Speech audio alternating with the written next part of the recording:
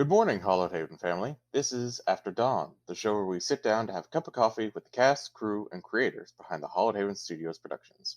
I'm Sol, and I'm joined by my co-host, Scott.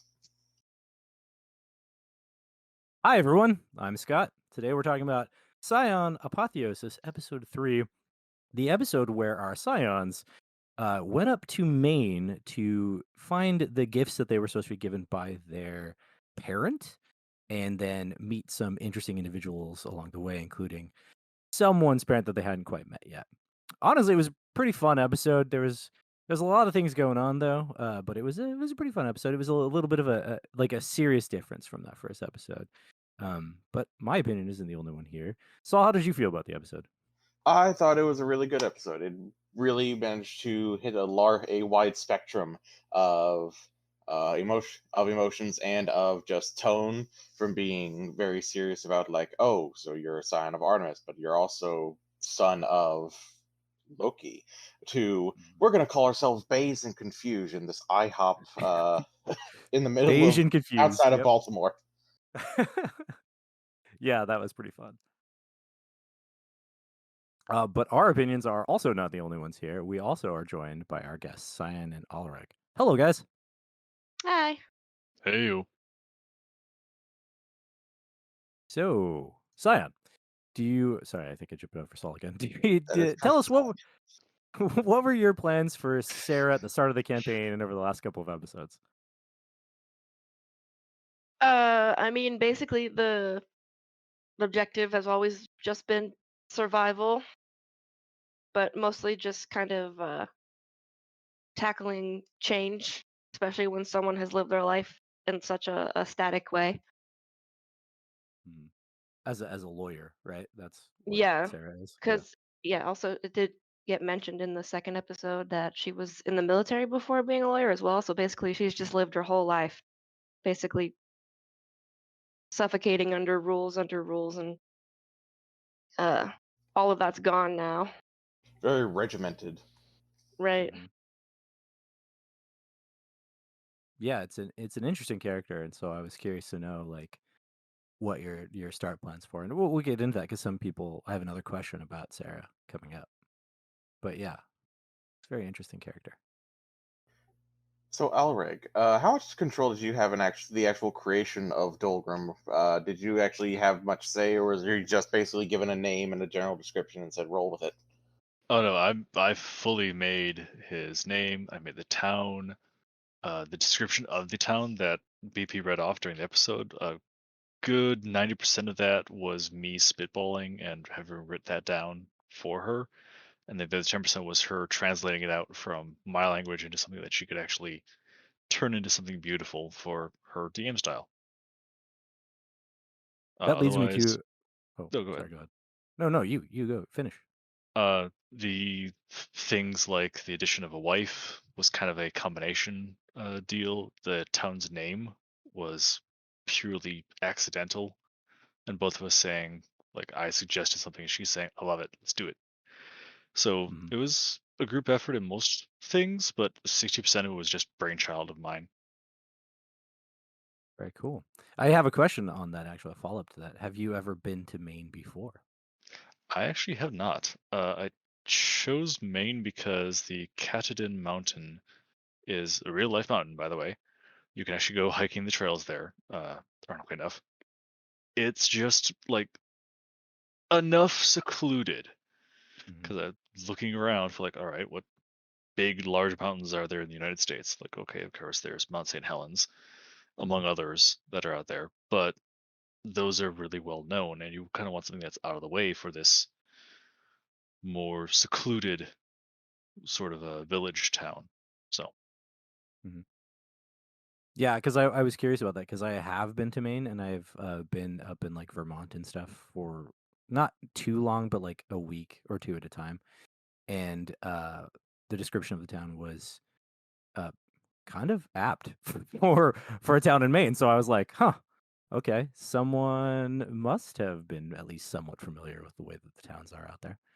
I do my homework. Yeah, Or he's read very enough good. of Stephen King.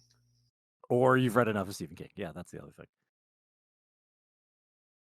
I do like him. He does write a very fine book. Mhm. So I have a question for both of you. Do you, when you go work to get into character to prepare yourself to be someone else for a session, do you have any sort of like rituals or like little specific things you do in before the session to really get yourself in that mindset? So I listened to Sarah's character playlist and kind of remember each event of her life that's tied to each song and how that impacts her personality and mindset, as well as looking through all of the different like notes and journal entries that I've written for her, just to kind of like remind myself of, oh, this is where I was at the end of last session, so I can continue on from that.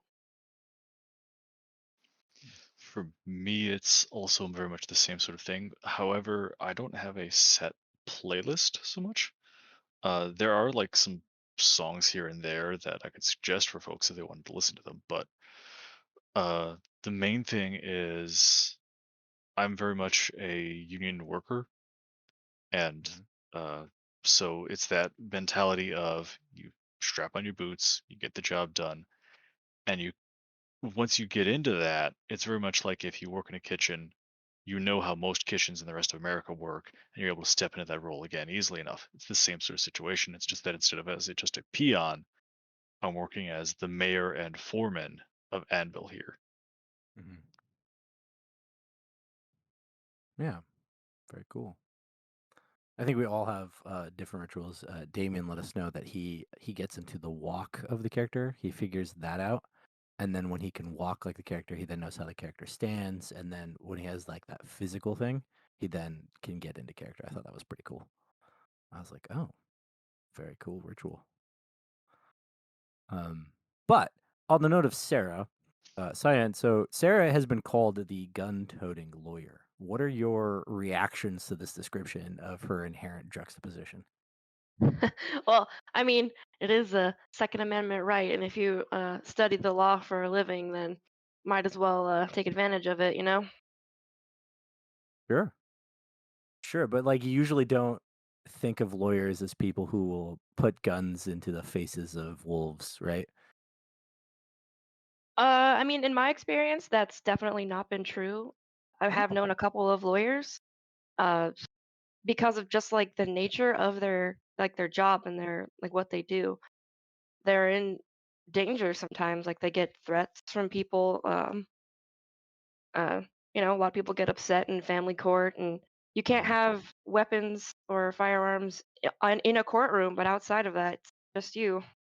Yeah, I guess I didn't think about the type of lawyer that Sarah might be. That's a good point. Very good point.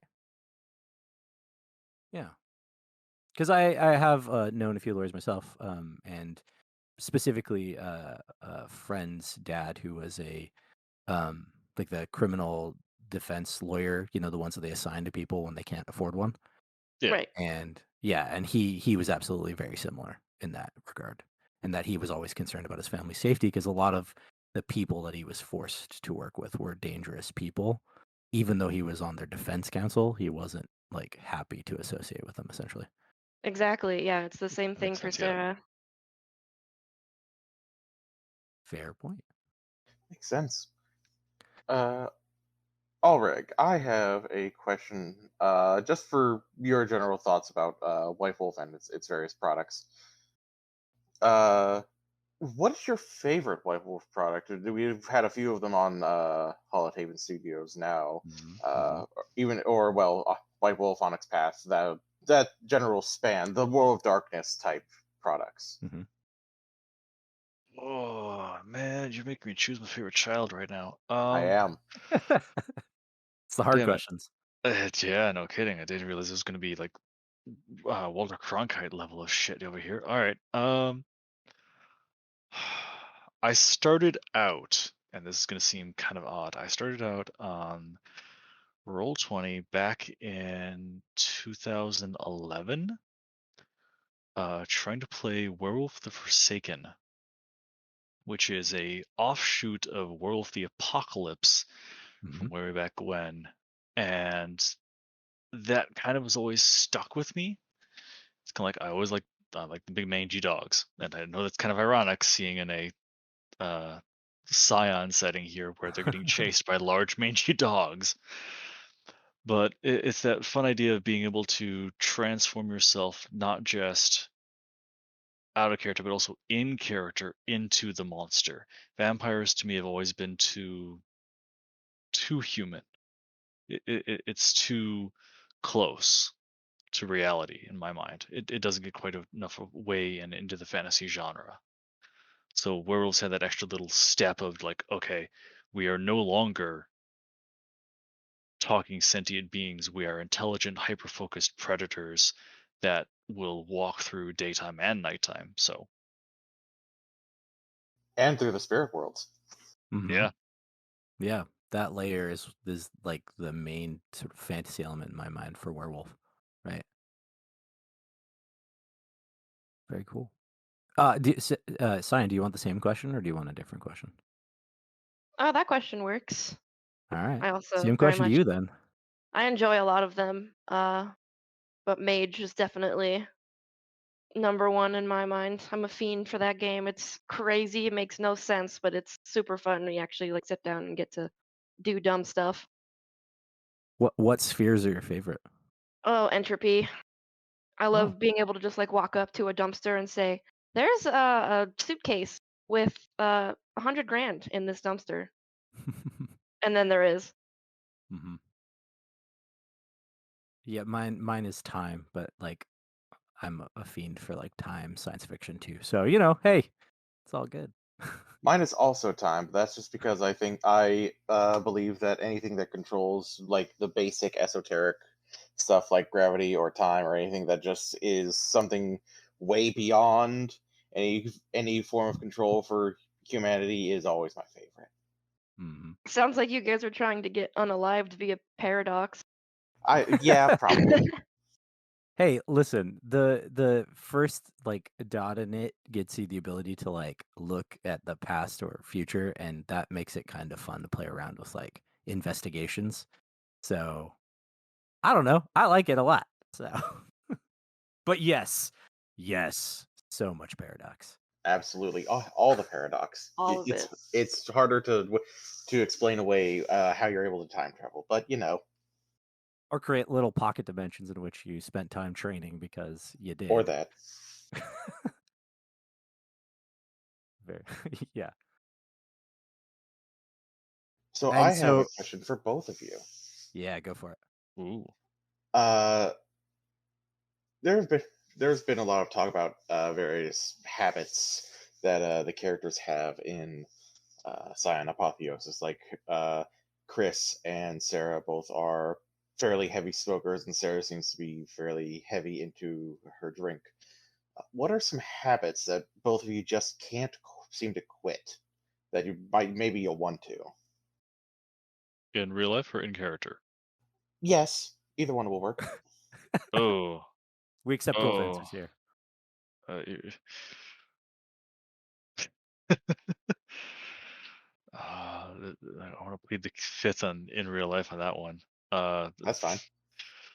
For Dolgrim though, his probably one big habit is that he works too damn fucking much.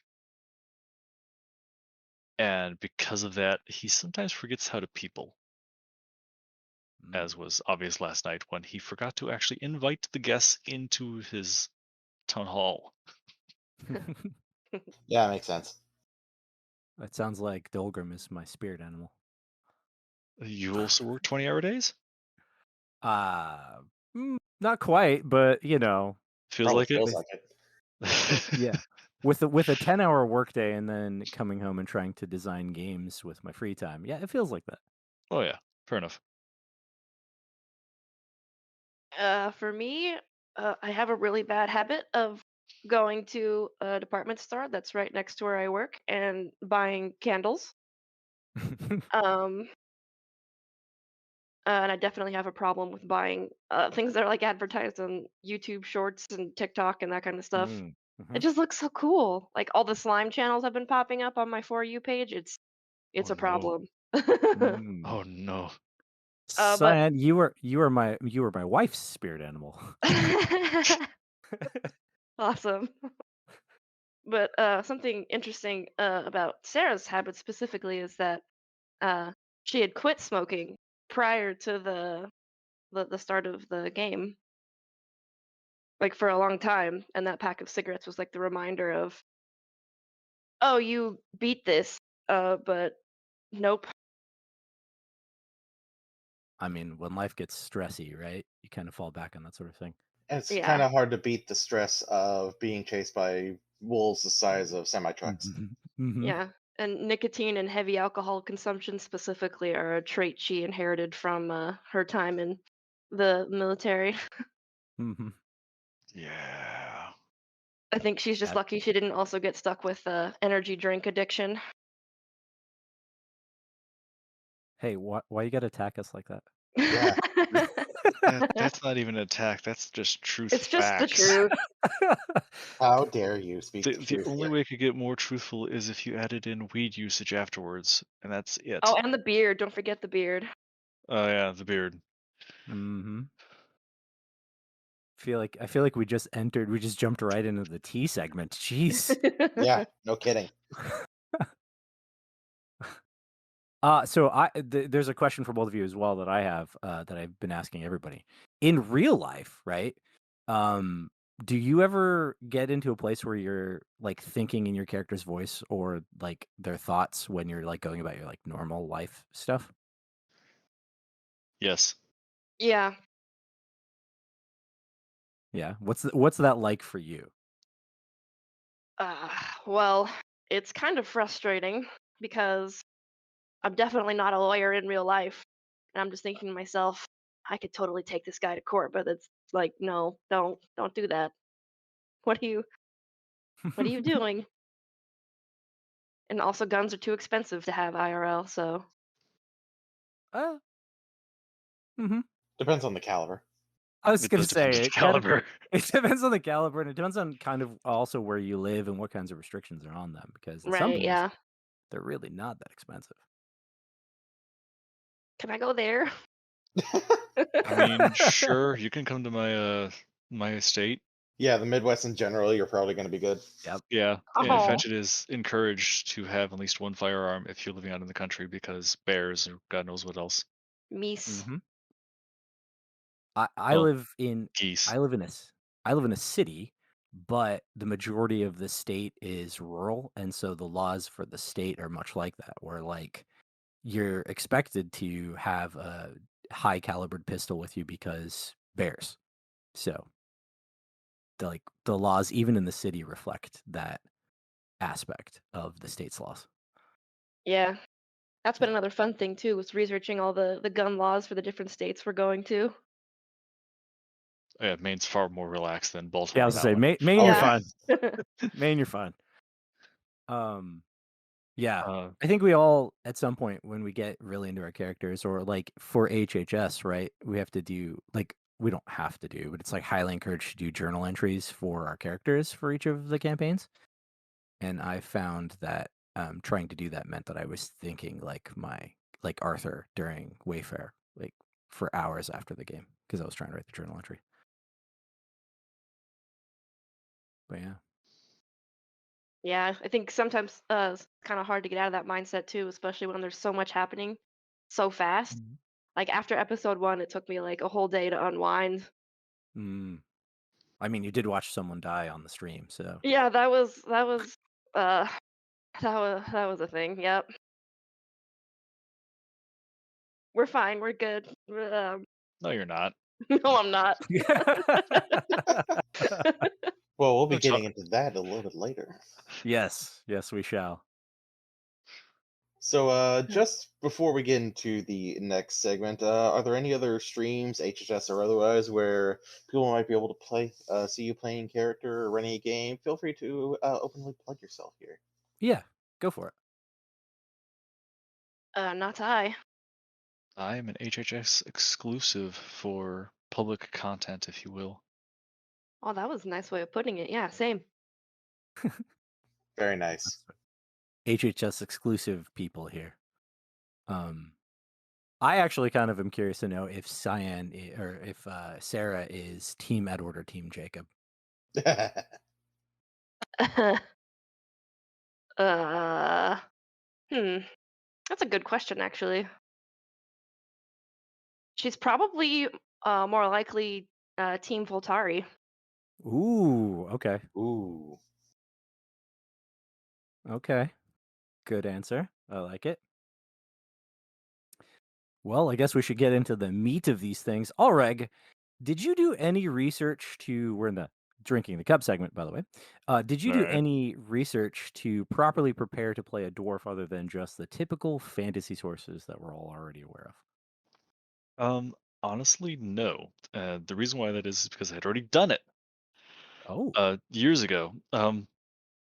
I, like BP, am a long-time reader of mythology and myths, and I'm actually a practicing pagan. Hmm. I usually and often wear Thor's hammer around my neck. Mm-hmm. I have read when I was a young child Tolkien's from The Hobbit all the way through to the appendices, and I mean all the appendices when I think I was maybe 10. And Okay. if you know anything about that, that's roughly about a good 1,000 pages right there. It is. So I may not be able to do the whole Biffer begat Bomber begat yada yada, and no, I know that's not right. However, but it is that idea of like I know what the dwarves are, I know how they feel, I know how they act, I know what to expect from them. I also know what to expect from them from, let's say, the Volsunga saga, which, if you guys have actually ever seen Richard Wagner's The Ring Cycle, Mm-hmm. it's that tale, which it completely and totally revolves around the dwarves and the gold that they steal, the Nibelungen. And it's actually even described in Dolgrim's last name, Regan. Regan is actually the brother to Fafnir, if I remember correctly. And this being literally Fafnir the dragon, that is known for the dragon's gold greed, if you will. Hmm. Now, I do have a follow-up question for you about that practicing pagan stuff. Um, is there any groups that you're part of that you're like willing to openly disclose? I have no I'm actual curious. group This is I'm more for with. me. Yeah. There are groups out there. Hmm. I will say it's far easier to find a practicing pagan Wiccan group than it is For to find sure. a practicing pagan Norse group, Very true. especially in the United States, and especially up where I live, where it is mostly Episcopalian, Catholic, Protestant, Jewish, with a small smattering of uh, Islamic and Sikh. Literally Hmm. found a Sikh temple the other day in my town. Wow. Yeah, I ask. Seems like a more personal thing because I live in Oregon, and the second largest religion on record in Oregon outside of Christianity is Wicca. And there's lots of various groups around here, so I was just curious to know if I might have come across a group that you might be part of. So, Nope, I am well, a single man practicing a very single good. religion. Okay, very cool. Very cool. I have a question for Cyan. I You received a few gifts in the past couple episodes. Hmm. Specifically, I have a question about the boots. Were you expecting them to be as cool as they are, or did you just think that they were just going to be comfy footwear? I didn't really know what to expect, but then I got sent like the description for what they did, and I was like, "Oh, I'm about to become a soccer champion." Yeah, they're pretty ass kicker. Yeah. Ass Do you kicking do boots. you do you have any things you haven't revealed yet, or is that something that's going to come up in the later episodes? Like any insight into what they can do, or is that spoilers? I just have a lot of questions for BP about how liberal she's gonna be about inanimate objects. Mm-hmm. Well, I also have a question for you. Um, kind of on the relation of the same of the gifts that you got. but kind of more about Sarah's actions. In episode 1, Sarah did the super brave thing of facing down a wolf. Can you tell us why she made that decision? It's probably like an adrenaline thing, fight or flight. Um, and there's, you get specific training in the military to act when you're super stressed and you're having an adrenaline rush. Like you can't just or freeze. I guess I forgot freeze. So you can't run or freeze. Um, so you have to stand your ground and do something to, you know, stop whatever's happening from happening. And someone just got kidnapped by raging beasts. So the only real option to her was to stop them from doing that. Mm-hmm. Yeah, I think it's called kill or be killed, right? That sort of mentality or the training. Yeah. It's a bit of that, and also I think it'd be lizard instinct. Mm-hmm. Yeah. Yeah, I think that's what they call that training in the military. Like the concept is the kill or be killed concept. Really plays off of the reptilian part of the brain, as Alereg said. Mm-hmm. Very much. Yeah, and it's something that once practiced you can kind of hone as well. So Mm-hmm. I have a friend who is in the Marine Corps who forgets that he has that training, and whenever he's been just on the street in where we live, and there's a whole lot of kind of mentally unstable people, and someone came at him one day. We were crossing a crosswalk, and he reacted without thinking about it. And then he's mhm. also a paramedic, so then he then went in to like take care of the person after the incident. It was very weird when the police arrived. when you have a master's degree in disaster management. Exactly. Like they were like, okay, this is a weird situation because technically you did something wrong, but then you technically were also the same person who was attending to this individual. I want to say it's from one of the more recent Sherlock Holmes movies with Robert Downey Jr., where Watson says, "Yes, I'm a doctor, but I'm an army doctor. That means I can break every single one of your bones while also naming them and then proceeding to patch you up afterwards." Yep. Yep.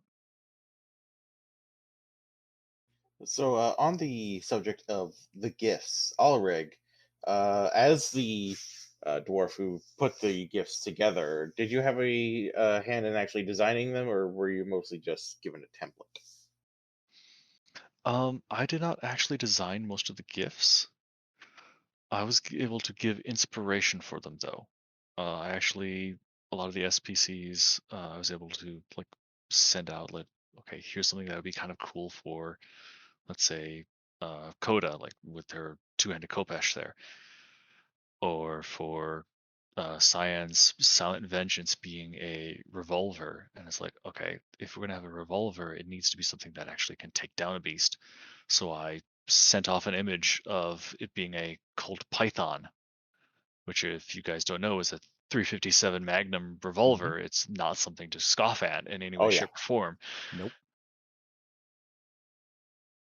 So it's a little bits of hints here and there, but the actual mechanics of it and what each weapon was designed to do was almost entirely the gods or goddesses, the other SPCs, Legacy, JD, etc., deciding on how that would all work, and then Porcelain putting it to mechanical creation then there. I will also say a small hint, I also was able to design some other weapons with BP's assistance and some other SPCs that we have not seen yet.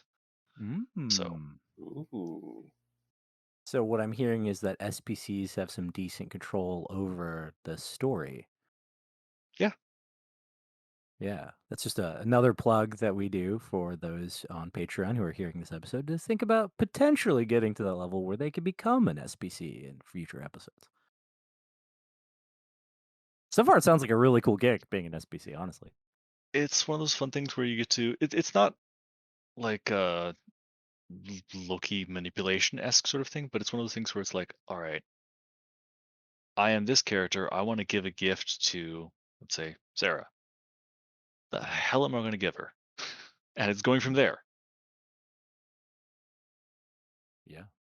It kind of sounds a little bit like a grandparent who hypes their grandkids up on sugar and then sends them home.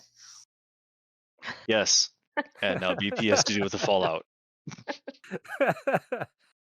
On that note, Cyan, we heard from some of the other people that they had like preferred and not preferred pantheons for their character's parent. Did you have any suggestions or requests for BP for Sarah's pantheon? No, I didn't. I just kind of put her together and I was like, oh, this would be an interesting concept to play. And then she was the one who was like, oh, this god works perfectly. I didn't even know who Vidar was before, but I think it's really cool that we all get this like this opportunity to kind of step out of our comfort zones. And I definitely would never have picked him for a game I was playing. So it's Mm. interesting. Like I'm excited to see where it goes. And did you? We know that you didn't know in the first episode, but did you know in the second episode? I think you did, right? I can't remember. No, I found out when you guys did, and everyone who was Oh, watching. Yep, intriguing. it was quite well. I mean, it was kind of surprising in that I didn't know what to do with it, Hmm. Right. but So Your still, your your reaction in the episode was genuine. yeah. Very good. Speaking of the gods, Ulreg. It's been Dolgrim actually made reference to the fact that Anvil has played host to the gods before and will have played host to the gods ever since. Do you believe that he and his people see it as a blessing or perhaps a curse, given the nature of some of the pantheons, not just the Norse pantheon? Both. Yeah, And the reason why that is because, well, obviously there are the quote unquote good gods that you want to have around as groups, like let's say Aphrodite, if you want to have some sort of crazy fun party time. And same with Dionysus, Bastet, going on with Thor, Odin. They're all good party gods. Heck, the Morgan also is a good party god, but it's a slightly different party, mind you. maybe a bit. It just a slight bit. However, still a fun party, just different. But then there are also the gods and goddesses that are not so great.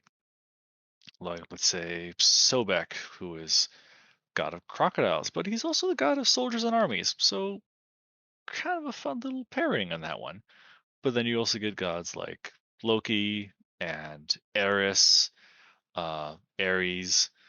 It's this weird combination of, okay, there's good and bad. We have to take them with each. How do we deal with that? And they do the best they can. So, I can imagine it's also good to have the party gods, but maybe not all the party gods at once, like the drinking contest between the Allfather and the Morrigan. yeah, I'm gonna be cleaning out that later. Oh boy.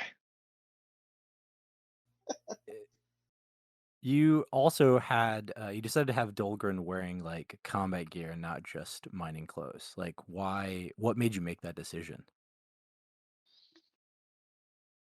So, Anvil is a very protected site. If you guys remember in the last episode, the description was before even reaching the actual quintessential American colonial style home that you described as being very appropriate for Maine. There's military brigades. So, and gun platforms even. So it's this very heavily protected sort of situation. It is going to be a Fort Knox, if you will. It is one of the safest places on Earth. However, walls and fortifications don't do a damn if you don't have someone to man them. That's a good point. So every single door for craftsmen, every single door for warrior. Interesting. I suppose that's fair enough. Yeah. Well, Cyan. yeah. Hello. I believe Scott has a question for you. No. nope. You go for it. Okay. Are there any stories from Sarah's past that do you think we're going to be finding out about in future episodes, or is it possibly more stories of broken jaws? A couple. I can definitely see at least one within the next episode, maybe, depending on if we have time to actually uh talk it out. I've heard a rumor that things about to get real crazy. So not so much character development time is what I'm hearing. Yeah, Hmm. I mean, you guys have had enough, right? It's time to move on. there's never enough. On that note, actually, of character development, why does Sarah want strife? Strife? Yeah, you asked the others about that in the episode, and I was just curious to know what her thoughts were on, like, there's all these gods, and why is there not so much strife, essentially? Oh, okay. That was just like, I mean, if you think about the history of humanity, all of these different pantheons represent all of these different cultures, and a lot of them are not so friendly with one another a lot of the time.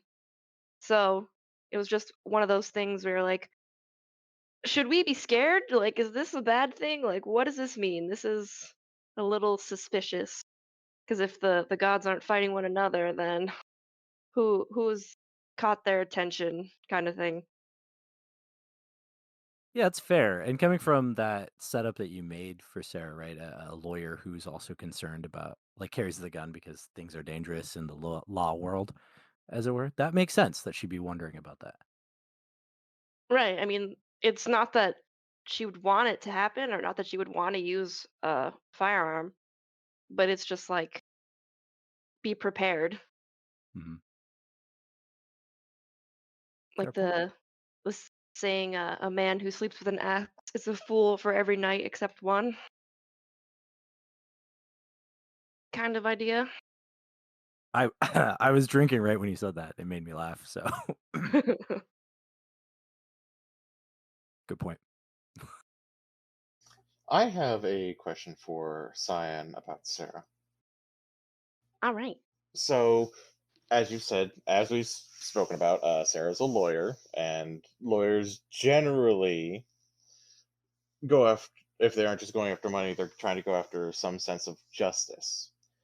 But Vidar is the god of vengeance. Does Sarah see those as being like intertwined, or are they more against each other? What does Sarah think about that kind of thing? Oh, that's a complicated question. How much time do I have? As much time as you need. All right. So yes, they are in fact intertwined, because justice involves getting some kind of punishment for a wronged group. Um, Vengeance, I guess conceptually, is just something that would follow that same line of thought, just outside of the law. Uh, the same way you have to kind of argue ethics versus legality, like, just because something is legal or illegal doesn't mean it's ethical or unethical. And yeah, vengeance can be justice, definitely, I mean, especially that's what. for oh, yeah, Yeah, no, especially you. for for people who are, systematically wronged, like, because those are the people she's serving, because she is a public defender, which is like, the probably the worst kind of lawyer to be. They don't get paid enough. They're overworked, like, it's really bad. I was watching some documentaries on, like, just the life of a public defender a bit before starting all this, and it's just, you wouldn't do it unless you were extremely passionate about it. Hmm. Yeah, I had heard that somewhere that most of that for one case, a public defender got about maybe 20 minutes to talk to his client before he had to go talk to a different one about Right. even a different case. Yeah, and you get, like, little to no information about what's going on, and, like, this is just a mess. It's a whole mess. Yeah, and I was gonna say that, like, what you're describing is basically the entire premise for Batman, right? Like, Shh. Stop giving away my secrets. oh, I see. I see how it is. So Going for the Sarah Thomas is Bruce Wayne. Wayne. Yeah. Are the boots just the bat suit? I I mean, cannot confirm nor deny. Dang. All right, that's why they got that Gucci drip. All right. oh man, that's leading right into some tea right now. Okay. Well, so how does Sarah feel about like her like I brought this up before. How does Sarah feel about her whole ass mission being just to survive? Oh, she hates it. That's the worst, most open-ended mission anyone could ever be given. Like survive and do what? Like what else? Like am I just supposed to sit here? I definitely don't want to. It's just a very open-ended uh type of order, and that's not something she's used to dealing with or Mhm. appreciates. Right. Like So, how do you judge that you've achieved that objective if right.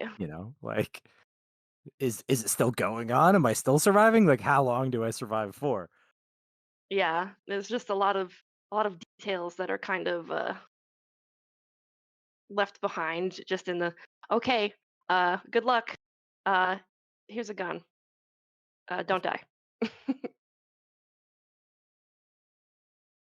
So, Not the best mission to be given by your parent, eh? Yeah, especially when you're just used to orders being like textbooks big enough to kill someone with. Right. And interestingly, as far as parents go, that's kind of the mission that all parents give to all of their kids, isn't it? Usually there's a couple more things involved in that, I think. Like maybe one or two. so sort of following up on Vidar and his mission for Sarah to survive. Uh, the story of Ragnarok has Vidar and, as he said, his scions also surviving the whole end of the world, everyone dies event. Alrig, what does Dolgrim think about that particular little detail, knowing that he's outfitting someone who might outlive him if everything goes to shit? His thought is, if they outlive me, then I've done my job. He is a dwarf. He is old. And I do mean old. The Aesir may be one of the youngest gods out there. However, they're still considered quote unquote ancient, if you will, by our standards today. Maybe not like in the archaeological sense, but we're digging up only bones now of the old Drengr, and Drengr being the old term for warriors. The Norse pagans, the Vikings, the Aesir, they all have this motto that in the Volsunga saga that was described by Chris very early on in the last episode is, you will die when fate tells you to. Therefore, you should not fear death, because if it is your time to die, then it is so. If not, then not. There's no point worrying about it. So Hmm. go forth into every single situation, every single battle, as if you might die, but don't worry about it. A very dwarven perspective. Yo, could I get that lecture in character as well, please? Appreciate it. Honestly, that might be happening because it's a thing that he'll have to explain, but it's something that can be easily explained out. And honestly, ironically enough, it's also something that the Japanese have really, really down well. Hmm. It is not ours to reason why, it is ours but to do and die, as Mhm. the old poem goes. You bring up the Japanese. It's an area in which I have quite a bit of expertise, and yeah, it's called impermanence. It's the concept that everything's going to die at some point anyway, so just not worry about it. The best way to meet death is to do so with all your pride intact. Hmm. And if that means you show your ass to some wolves, then you do it. Hmm. Why didn't I think of that? Because I'm pretty sure they would want that and want to eat it. Wow. Hmm. I'm going to refrain from talking about how that's another genre of video that you can find. Family show, folks. Family show. No, it's not. not. Lots of that in the chat because I just every time that came up, I was like, God, that's another genre. Yep. So on some more tea for Dolgrim. Dolgrim mentioned something about like not sharing secrets with his wife. I was just kind of curious. You want to give us any insight into what those secrets might be? Oh, I knew that was gonna come up. All right. So this cannot go beyond this call. And technically, Cyan, you should not also know this. So this will be metagaming knowledge. However, I'm willing to Close your ears. La la la la la. give it if you will. He was speaking to Brigitte, who we all know as the Irish Tuatha goddess of the forge. He has a small shrine to her. Ooh. Which is kind of a form of cheating, but not quite. I see. Yeah. I mean, pretty tall redheaded lady that works metal just as well as he does. What's not to love? Mm-hmm. So he has a small crush, essentially. A little bit, yeah. Small crush on a person that he interacts with, thus being kind of problematic for his relationship. I see where you're going with this. Yes. However, he still does love his wife, so never forget that. Mm-hmm. I'm telling. All right. Time to break out the tell you it'd be a gag hood, I guess, something like that. Yeah. No. Why? Do either of you have any questions for each other? I'm just curious to know. Do the dwarves have satellite radio? They have cell phones that can get reception anywhere, right? Yeah, we have the Gyaller phones. The iGyallers, I should say. Wait, isn't that different? I No, don't know. Okay. because you could still do like instant messaging and texting on those too. Okay, but also, do the dwarves have abandoned warehouses? Why? Do the dwarves like EDM music? She's got a bunch of questions on dwarves. You gotta answer them on the fly. Like, how likely would it be for a dwarf like rave? Not likely at all, considering that they were craftsmen. Again, we're working 20-hour days. Gotta party sometime. I'll say, you mean to tell me they don't like to drink and party on their 4 hours of off time? We do that, but we don't do that in warehouses. We do that at home. Oh, okay, they're the drink at home alone types. Understandable. That's It's usually economic. It's usually drinking in a beer hall, but yeah. Oh yeah, in this that case, too. mead hall. So no dwarven raves. I'll cross that off my list. Not in abandoned warehouses, no. I mean, I would think that if they're drinking and they like to sing, maybe they have their own kinds of raves. Different feel, but same thing. Well, they are poets. Yeah. Okay, so more like dwarven poetry slam nights. Yes. But it's group slam night. Isn't that just flighting? Kind of yes, kind of no. It's less fighting. It's less back and forth and more just good, hearty songs. Think almost like a tavern drinking song, if you will, that everyone joins in with. Oh man, now it's canonical. Now there's dwarven poetry slam nights. Usually against the establishment. They are unionized, But you unionize against who if they're the only ones in town? Yeah, who are they anti-establishment of? Shh. Okay. Maybe a dwarven uprising in the near future. Hardly. We're just trying to make sure that they have at least some time to take a break every once in a while. So if they weren't unionized, would they have more than 20-hour workdays? Yes. Got it. So whomever directs the dwarves really wants to capitalize on their work ethic. You mean the gods? All of the gods? Yep. Because the dwarves make amazing tools, as is obviously shown by all the gifts that were given. Fair. It sounds like they need a solid lawyer. Yeah, you need some union representation. I might know a gal. Well, I guess we'll have to talk about that in character now, won't we? Sounds like a plan.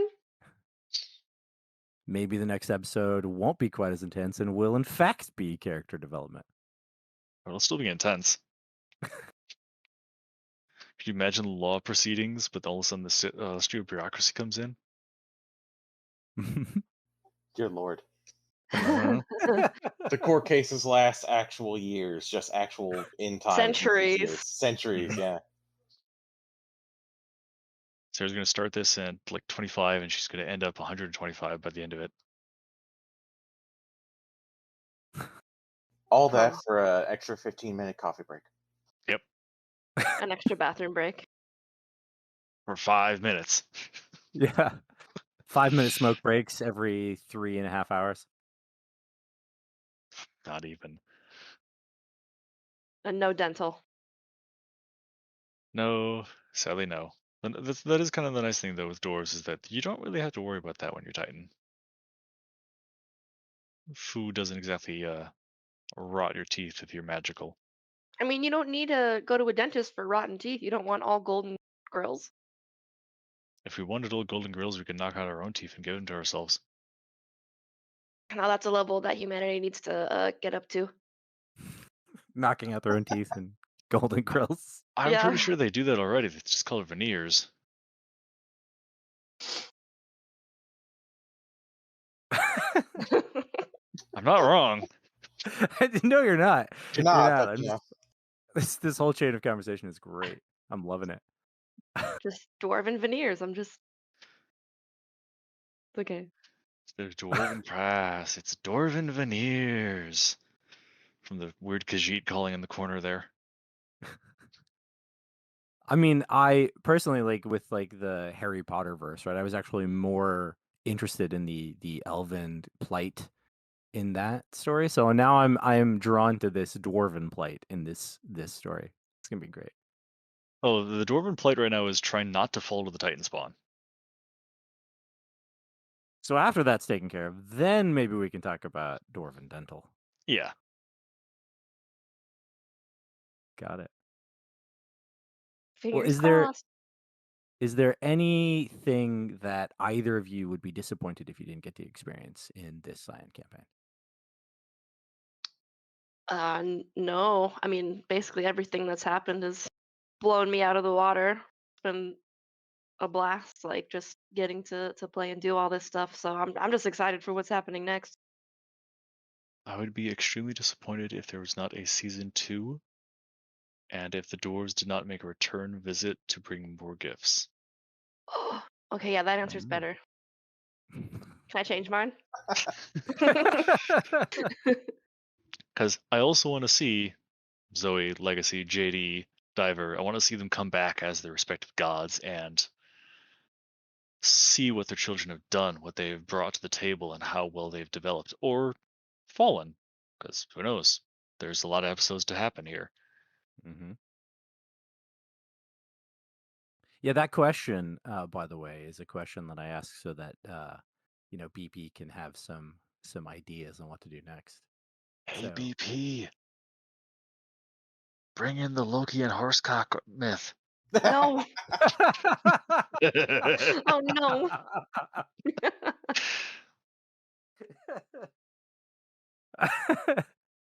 Nice.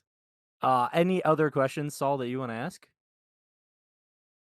I think that has about covered it. Have it covered for me. I wonder if our guests actually have any questions they want to ask to each other.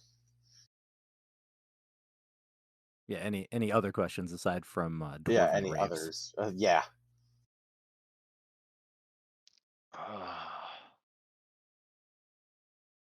Drawing a blank.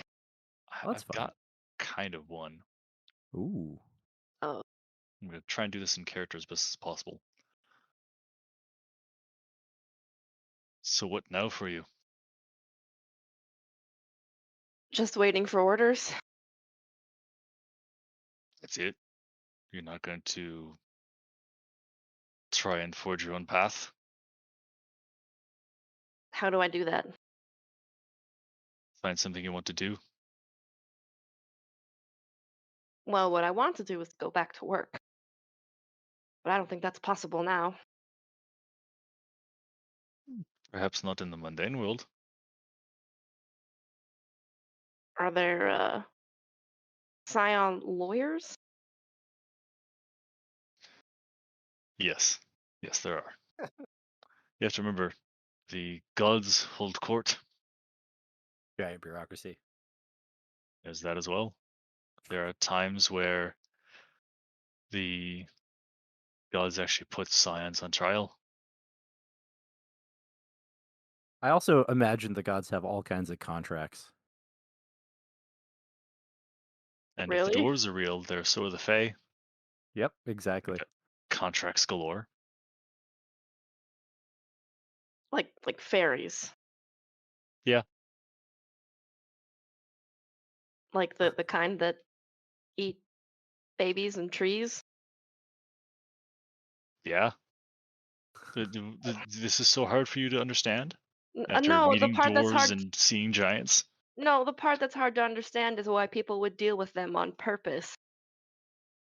because they I- have power. Yeah, that, and sometimes it isn't Oh. on purpose. Lovely.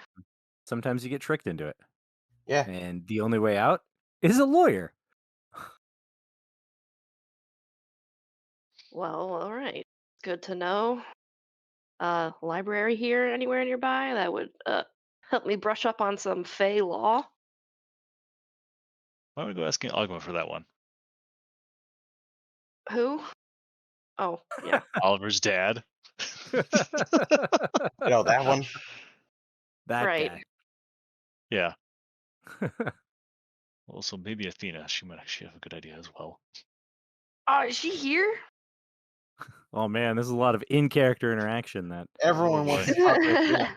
Everyone wants to talk to Athena. I mean, she's one of the world-known she's- dodecatheon gods. Yeah, she's like one of the few gods that Sarah would actually know of. Besides Loki, for hilarious Yeah. reasons. Mhm. Mm-hmm. Look, some things are just too legendary. And sometimes you want to keep them as legends rather than meet your heroes, right? Yeah, exactly. Oh boy, yeah. I think hero's a strong word. Well, he's certainly All something. I'll tell you that much. Anyways, Well, being that I don't have any more questions, and it sounds like Saul doesn't have any more questions, maybe we'll just go ahead and end things. What do you think? I think it's a good note to end on. Yeah. Well, these episodes are dropped on Thursdays at noon for everyone who's a $5 tier and above on the Patreon. So consider subscribing, because if you don't, you have to wait to watch these episodes a month after they're on the HHS Patreon. So if you don't subscribe, then you have to listen to this a month later, and all of your news and these cool interactions will be old business at that point. So subscribe so you can be up to date with your talk news for Hallowed Haven Studios. Thank you, everyone, for coming. Goodbye now.